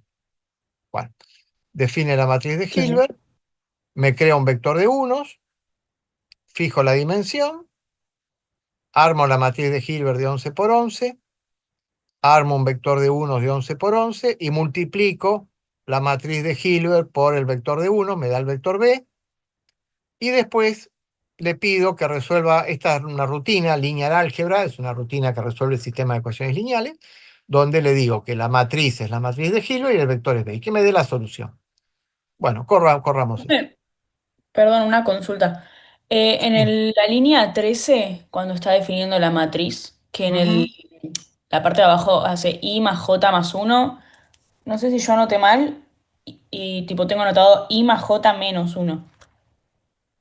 Sí, yo también anoté -1. Sí. Ujú. Está bien. De hecho, con eso el primer dígito ya daría 1, 1, ya daría un tercio. Ujú. Está bien. No, acá tenés razón, tengo un error, listo. Volvemos la semana que viene. Sí, lo hice apurado, tenés razón, no es la matriz de Hilbert la que estaba resolviendo, listo. Cortamos entonces acá. Tengo que corregir eso y después reproducir todos los cálculos. Igual también, o sea, por ejemplo, en el 0, 0 tendría sentido porque sería Y 1 sí, sobre esa matriz 1. existe también, esa matriz existe, pero no es la de Hilbert. Estoy de acuerdo, la de Hilbert es con el menos. Ah, ok, está. No es que no estoy resolviendo otra matriz, para que los resultados sean lo que pasa con Hilbert, tengo que cambiarla y hacerla de Hilbert. Así que lo vemos la semana que viene. Bueno, están muy, muy, muy atentos. Los felicito. Bueno, nos vemos la semana que viene. No, Profe, profe. ¿te puedo Chao, nos preguntar vemos. algo? Sí, me quedo. Espera que paro la grabación.